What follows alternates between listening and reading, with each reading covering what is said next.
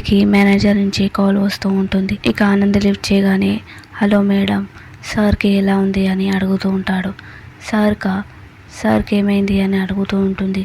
అదేంటి సార్కి ఫీవర్ వచ్చింది అనగానే అవును మేడం, సార్కి ఫీవర్ వస్తే నేను ట్యాబ్లెట్ తీసుకురావాలా అని అడిగాను, కానీ సార్ నేను ఇంటికి వెళ్తానని చెప్పి వెళ్ళారు అని చెప్తూ ఉంటాడు.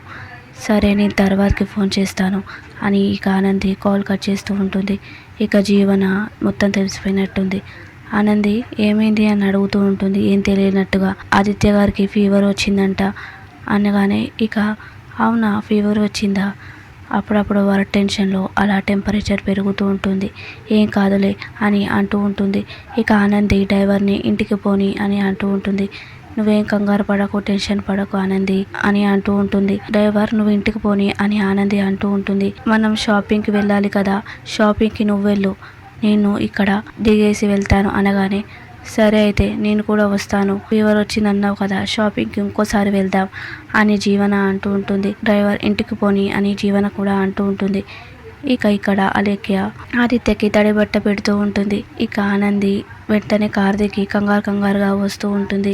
ఇక జీవన ఆనంది ఇద్దరు వచ్చి ఆదిత్యని చూస్తూ ఉంటారు. అవును ఆనంది, నువ్వు చెప్పింది నిజమే కదా, ఆదిత్యకి ఫీవర్ వచ్చినట్టుంది అనగానే ఇక ఆదిత్య లేచి చూస్తూ ఉంటాడు. అయ్యో ఆదిత్య గారు ఫీవర్ వచ్చిందా అని టెంపరేచర్ చెక్ చేస్తూ ఉంటుంది. ఇక అలేఖ్య ఆనందితో అక్క, బావగారికి ఫీవర్ వచ్చింది, తలనొప్పి వస్తుందంటే నువ్వు అలా చేసావు కదా, నేను కూడా అలానే చేశాను అని అంటూ ఉంటే ఆనంది నువ్వెందుకు చేసావు దివ్య, నాకు ఫోన్ చేయాల్సింది కదా అని అంటూ ఉంటుంది. అప్పుడు ఆదిత్య నీకు ఎంతమంది చేయాలి ఆనంది, నీకు నేను చేస్తే సరిపోదా, ఇంకెంతమంది చెప్పాలి అని అంటుంటే మీరు నాకు ఎప్పుడు చెప్పారు, ఇందాక బయలుదేరే ముందు నేను చెప్పాను కదా, కాఫీ ట్యాబ్లెట్ రెడీగా పెట్టు, నేను ఇంటికి వస్తున్నాను అని అంటూ ఉంటాడు. అవునా, నాకు ఏ ఫోన్ రాలేదు ఆదిత్య గారు, అవునా ఇప్పుడే నేను చూపిస్తానని చెప్పి ఇక ఫోన్లో కాల్ని చూపిస్తూ ఉంటాడు. ఇక అది చూసిన ఆనంది షాక్ అవుతూ ఉంటుంది. ఇదిగో ఇది చూసినా కూడా ఇంకేమంటావు, అయినా నాకు ఫోన్ రాలేదు, అదేంటి ఆనంది నువ్వు ఫోన్ కూడా మాట్లాడావు, ఫోన్ రాలేదంటావేంటి అని అంటూ ఉంటాడు. ఇక మనసులో ఆనంది నాకు అర్థమైంది, నేను వాష్రూమ్లో వెళ్ళేటప్పుడు జీవన అక్కడ ఉంది, జీవన ఈ పనంతా చేసిందని నాకు ఇప్పుడు అర్థమవుతుంది అని అనుకుంటూ ఉంటుంది. నాకు నిజంగా ఏం ఫోన్ రాలేదు అని ఆనంది చెప్తూ ఉంటే ఇక దివ్య బావగారికి తలపోటుగా ఉంది, నువ్వు మాట్లాడించకు అక్క అనగానే ఇక ఆనంది దివ్య అని గట్టిగా అంటూ ఉంటుంది. అయినా దివ్య చెప్పింది కూడా కరెక్టే కదా, నాకు తలనొప్పిగా ఉంది, కొంచెం రెస్ట్ తీసుకుంటాను, వెళ్ళండి అన్నట్టుగా చెప్తూ ఉంటాడు. ఇక దివ్య జీవన సైగ చేయడంతో వెళ్తూ ఉంటుంది. సరే ఆనంది, నువ్వు బావగారిని జాగ్రత్తగా చూసుకో అని చెప్పి వెళ్తూ ఉంటుంది. నాకు అర్థమైన జీవన నువ్వే ఇలా చేసావని, ఇప్పుడైతే ఆదిత్య గారిని జ్వరం వచ్చింది కాబట్టి నేను ఏమనలేకపోతున్నాను, తర్వాత చెప్తాను అని అనుకుంటూ ఉంటుంది. ఇక గంగవ్వ సీనుకి రాగిజావ చేసి ఇస్తూ ఉంటుంది. అమ్మో, ఆ దేవుడి దయ వల్ల నీకేం కాలేదు కాబట్టి సరిపోయింది, అదేమైనా జరిగి ఉంటే నా బతికేమైపోయేది, నా బావాని బిడ్డకి నేను ఏం సమాధానం చెప్పేదాన్ని అని అంటూ ఉంటుంది. అప్పుడు సీను నువ్వు మీద నూకలు ఉన్నంత వరకు ఎవరికి ఏం కాదు, నాకు కూడా అంతే, నాకు నూకలు ఉన్నాయి కాబట్టి నేను బతుకున్నాను అని సీను అంటూ ఉంటాడు.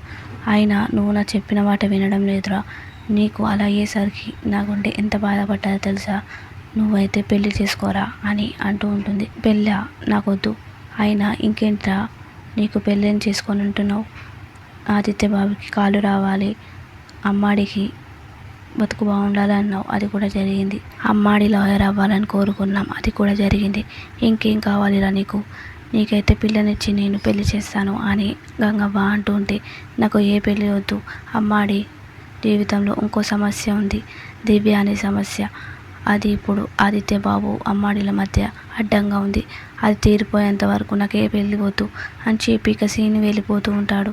ఇక గంగవ్వ నువ్వు మంచి చేస్తున్నావో చెడు చేస్తున్నావో నాకు అర్థమైతలేదు అని అనుకుంటూ ఉంటుంది. ఇక సునంద శశికాంత్ ఇద్దరు అడుగుతూ ఉంటారు ఆదిత్యకి ఎలా ఉంది అనగానే జీవన ఆదిత్యకి ఫీవర్గా ఉంది, దివ్య దగ్గరుండి సేవలు చేస్తున్నాను కానీ ఇక షాక్ అవుతూ ఉంటుంది సునంద. ఇక లోపలికి వెళ్తూ ఉంటుంది. ఆదిత్య, ఆది నీకు ఇప్పుడు ఎలా ఉంది అని అడుగుతూ ఉంటాడు సునంద శశికాంత్. నాకు బాగానే ఉందమ్మా, ట్యాబ్లెట్ వేసావా అని అడుగుతూ ఉంటుంది. వేసానా ఆంటీ అని దివ్య చెప్తూ ఉంటుంది. అడిగింది నిన్ను కాదు, ఇచ్చింది తనే అమ్మా అని ఆదిత్య అంటూ ఉంటాడు.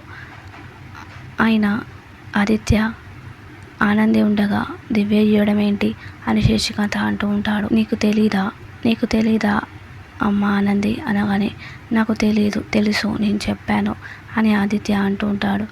నాకు ఏ ఫోన్ రాలేదు అని ఆనంది అంటూ ఉంటుంది. ఇక సునంద ఆదిత్యకి అని వాటర్ తీసుకురా అని చెప్పి ఇక అంటూ ఉంటుంది. సరే అని చెప్పి ఇక ఆనంది వెళ్తూ ఉంటుంది. ఇక సునంద శశికాంత్ కూడా ఆనందితో వెళ్తూ ఉంటారు. ఆనంది, నువ్వు ఎవరికి రెస్పెక్ట్ ఇవ్వకపోయినా పర్వాలేదు, ఇంటికి చూసుకోపోయినా పర్వాలేదు, కానీ నా కొడుకు ఆదిత్యని బాగా చూసుకో అని అంటుంటే ఇక శశికాంత్, అదేంటి అలా అంటావు, ఆదిత్య అంటే ఆనందికి ఎంత ప్రేమో నీకు తెలీదా, ఆదిత్య అంటే నీకు ఎంతో ఇష్టం నాకు తెలుసు, ఆనంది కూడా ఆదిత్య అంటే అంతే ఇష్టం, అదేదో మిస్టేక్లో జరిగి ఉంటుంది, ఎవరో మిస్అండర్స్టాండింగ్లో అయి ఉంటుంది, అప్పుడప్పుడు అలా అవుతుంటాయి అని అంటూ ఉంటాడు. ఇక సునంద కూడా ఏం మాట్లాడకుండా అలానే చూస్తూ ఉంటుంది. నువ్వు దివ్యకి వదిలే ఆదిత్యని చూసుకో అని చెప్పి అంటూ ఉంటుంది. నాకైతే ఆ జీవనే ఇదంతా చేసింది అనిపిస్తుంది అని మనసులో అనుకుంటూ ఉంటుంది. ఆదిత్యకి ఆనంది పాలు ట్యాబ్లెట్ తీసుకొని వస్తూ ఉంటుంది. పాలు తాగుతారా ఆదిత్య గారు, నేను తాగాను, ట్యాబ్లెట్ వేసుకుంటారా, నేను వేసుకున్నాను, నేను ఏ తప్పు చేయలేదు, ఆయన ఒక్కొక్కసారి కొంతమంది అభిమానం కొంచెం నిర్లక్ష్యం కూడా మనసుకు ఎంతో గాయం చేస్తుంది, ఈరోజు నువ్వు అలా వెళ్ళడం నాకు చాలా బాధ అనిపించింది, నేను ఫోన్ చేసి చెప్పినా కూడా నువ్వు ఎందుకు ఇలా చేసావో నాకు అర్థం కావడం లేదు అని అంటుంటే, నేనే తప్పు చేయలేదు, ఆయన ఒక భార్యకి భర్తే సర్వస్వం, భర్త మించి ఎవరు ఎక్కువ కాదు, ఆఖరికి అమ్మ నాన్నైనా సరే భర్త తర్వాతే, నేను ఒకరిని నిర్లక్ష్యం చేయడం ఏంటి, నేను అందరిలాంటి ఆడపిల్లని, నేను భర్తకి గౌరవం ఇస్తాను, ప్రేమిస్తాను, భర్త తర్వాత నాకు ఏదైనా, అందరికీ ఏదో ఒక సమయంలో ఏదో ఒక బంధం దూరం అవుతుంది, కానీ తాది బంధం జీవితాంతం తోడుంటుంది, అలా మనసులో నేను అనుకుంటాను, నేను ఒకరికి ఇలాంటి అపాయం తడిపెట్టాను ఆదిత్య గారు అని అంటుంటే, నేను నీతో వాదించలేను ఆనంది అని అంటుంటే, సరే అయితే నేను ఈరోజు ఇక్కడే పడుకుంటాను, ఏమైనా అవసరం ఉంటే నాకు చెప్పండి అని బెడ్ తీసుకొని పడుకుంటూ ఉంటే ఇక ఆదిత్య వెంటనే లేచి వెళ్ళిపోతూ ఉంటాడు. అయ్యో ఆదిత్య గారు, నన్ను ఎందుకు ఇలా అబద్ధం చేసుకుంటున్నారు, నేనేం తప్పు చేశాను, అయినా నేను అర్ధరాత్రి చెప్పకపోవడం నా తప్పే, ఈరోజు ఫోన్ చేశానన్న చెప్పారు, కానీ నాకు ఆ ఫోన్ రాలేదు, అది నేనేం చేశానో అర్థం కావడం లేదు అని అనుకుంటూ ఉంటుంది. ఇక ఆదిత్య సునంద దగ్గరికి వెళ్తూ ఉంటాడు. ఇక సునంద అలేఖ్య గురించి మాట్లాడుకుంటూ ఉంటారు. అలేఖ్య ఆనంద్ సహాయం తీసుకుంటూ అనిపిస్తుందండి, అలేఖ్య కావాలని ఇలా చేస్తుంది అనిపిస్తుంది, తన గతం గుర్తొచ్చి కావాలని ఆదిత్యకి దగ్గర అవ్వాలని చూస్తుంది అని అంటుంటే ఇక శశికాంత్, నాకు మంచి ఐడియా దొరికింది, అలేఖ్యని ఇంట్లో నుంచి పంపడానికి అని అంటుంటే, చెప్పండి అని అంటుంటే అప్పుడే ఇక ఆదిత్య వస్తూ ఉంటాడు. అమ్మ అని చెప్పి, అయ్యో ఆదిత్య, నువ్వేంటి ఇక్కడికి వచ్చావు, నీకు బాధలేదు కదా అని అంటుంటే, నాకెందుకో నీ ఒడిలో పడుకోవాలనిపించిందమ్మా అని పడుకుంటూ ఉంటాడు. ఆయన ఆనంది లేదా అని శశికాంత్ అడుగుతూ ఉంటాడు.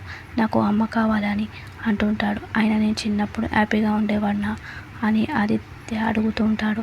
అవునరా, నువ్వు చిన్నప్పుడు బాగా హ్యాపీగా ఉండేవాడివి, ఎందుకు అలా అడిగావు, చిన్నప్పుడు హ్యాపీగా ఉంటే పెద్దయ్యాక బాగా కష్టాలు పడతారంట అని అంటుంటే, ఇప్పుడు నీకేమొచ్చాయి ఇలా కష్టాలు, ఆయన అలేఖ్య విషయం నేను ఆనంద్కి చెప్పలేకపోవడం నా కష్టమే కదా, నేను భార్యని మోసం చేస్తున్నట్టే కదా అని అంటూ ఉంటాడు.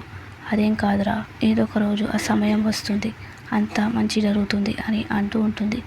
నువ్వైతే పడుకో అని సునంద అంటూ ఉంటుంది. ఆదిత్య అలానే పడుకొని ఉంటాడు. జీవన చైతన్య దగ్గరికి వచ్చి చేతు అని ప్రేమగా అంటూ ఉంటుంది. అబ్బో నువ్వేనా అని చైతన్య అంటూ ఉంటాడు. బావగారికి ఫీవర్ రావడం వల్ల నీకు మొత్తం పని ఒక్కడివే చేయాల్సి వస్తుంది కదా, నేను హెల్ప్ చేయనా అని అంటూ ఉంటుంది. ఏం అవసరం లేదు, నువ్వు చేయాలి అన్నవంటే పాడు చేయడానికి అయి ఉంటుంది. అయ్యో ఎందుకు అలా అంటావు, అయినా నేను ప్రేమగా మాట్లాడితే ఎందుకు ఇలా చేస్తున్నావు, ఓహో అవునా, నన్ను ప్రేమిస్తావా లేదా అని గట్టిగా అంటూ ఉంటుంది.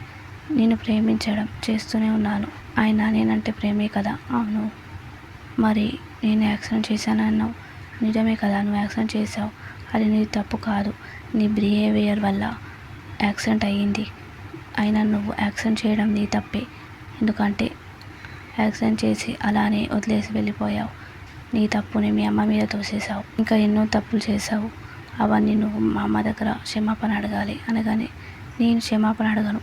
అయితే పోవే, ఏదో ఒక రోజు నువ్వే నా దారికి వస్తావు అని జీవన అంటూ ఉంటుంది.